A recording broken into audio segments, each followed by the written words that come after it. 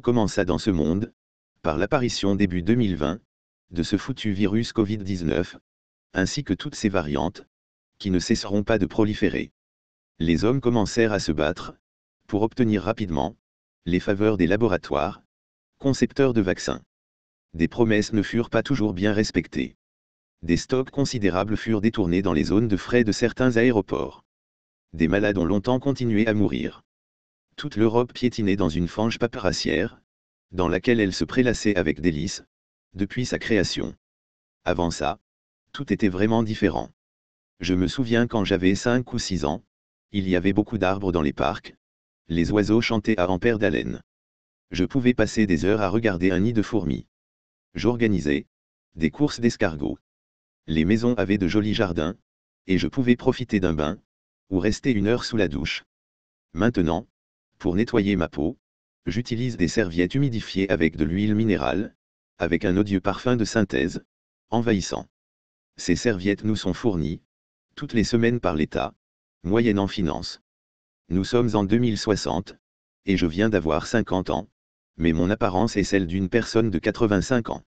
J'ai de gros problèmes aux reins, parce que je ne bois que très peu, surtout pas assez. Je crois qu'il me reste peu de temps, car aujourd'hui, je suis une des personnes les plus vieilles de notre société. Autrefois, toutes les femmes montraient leurs belles chevelures, qui flottaient au vent. Maintenant, nous devons nous raser la tête, pour la maintenir propre, et bien sûr, sans utiliser une goutte d'eau. Autrefois, mon père lavait sa voiture avec de l'eau qui sortait d'un tuyau d'arrosage. Aujourd'hui, mes enfants ne me croient pas, quand je leur affirme que l'eau s'utilisait également de cette manière. Je me souviens qu'il y avait beaucoup de messages à la télé, provenant du monde scientifique, qui disaient « Faites attention, ne gâchez pas l'eau ». Mais personne n'écoutait. Et personne ne pensait que l'eau pouvait disparaître aussi rapidement. Pourtant, lors de la COP 21 à Paris, le 12 décembre 2015, les 197 pays adhérents à la Convention cadre des Nations Unies, sur les changements climatiques, sont parvenus à un accord historique, pour lutter contre le changement climatique, et pour accélérer et intensifier les actions et les investissements nécessaires à un avenir durable, à faible intensité de carbone. Mais, dès son élection, Donald Trump désengagea les États-Unis de cet accord. Ce qui devint rapidement inquiétant, car il en était le principal contributeur. Ce ne fut pas son unique connerie. Maintenant, la mer, les océans, toutes les rivières, les barrages, les lacs, et les nappes phréatiques sont irréversiblement pollués, ou tout simplement épuisés. D'immenses déserts constituent le paysage qui nous entoure de toutes parts. Les infections gastro-intestinales, les maladies de peau, et des voies urinaires, sont les principales causes de décès, sans compter les ravages du Covid-19, qui continuent à évoluer, toujours plus rapidement que les chercheurs. Notre époque est rapidement devenue cauchemardesque. L'industrie est totalement paralysée, et le chômage est dramatique. L'artisanat a disparu 2 ou 3 ans après le début de cette crise. Les boutiques ont également presque toutes disparu. Les oiseaux se sont tus, leurs chants ont progressivement disparu. Seuls les insectes semblent bien résister à ce cataclysme. Les usines de traitement de l'eau sont la principale source d'emploi, et tu es payé avec des verres d'eau potable par semaine, et avec un salaire de misère. La distribution de l'eau est encadrée et assumée par l'armée. Les agressions pour un petit bidon d'eau sont banales dans les rues désertes. La nourriture est à 83% synthétique. Ce pourcentage ne cesse d'augmenter. Le gouvernement envisage de ne plus divulguer ce chiffre, à quoi bon? Nous savons tous au stade où nous arriverons prochainement. Avant, la quantité idéale d'eau à boire était de 7 verres par jour pour un adulte. Aujourd'hui, je ne peux boire qu'un verre, eau obtenue souvent au marché noir. Bien sûr, nos vêtements sont désormais jetables, car plus personne ne peut les nettoyer, ce qui augmente la quantité faramineuse d'ordures qui s'accumulent dans les rues. Nous avons dû revenir aux fosses septiques, comme au siècle passé, parce qu'on ne peut plus utiliser les réseaux d'égouts, par manque d'eau. L'apparence de la population est affreuse, des corps affaiblis, ridés par la déshydratation, une peau remplie de plaies, à cause des rayons ultraviolets, qui n'ont plus la couche d'ozone pour les filtrer dans l'atmosphère. De par la sécheresse de la peau, une jeune fille âgée de 20 ans a l'air d'en avoir 50. Les scientifiques font des recherches, Mais il n'y a aucune solution envisageable.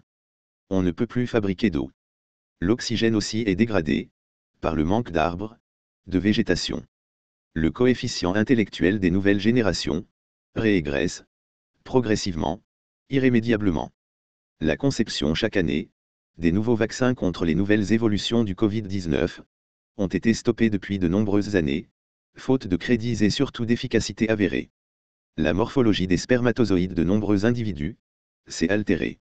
Comme conséquence, beaucoup de garçons ont des insuffisances, des mutations et des déformations. Le gouvernement nous fait même payer l'air que nous respirons, qui est limité à 137 mètres cubes par jour, par habitant et adulte. Les gens qui ne peuvent pas payer sont retirés des zones ventilées, qui sont dotées de gigantesques poumons mécaniques, fonctionnant à l'énergie solaire.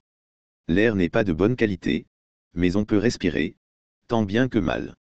L'âge moyen régresse régulièrement. Aujourd'hui, il est de 37 ans.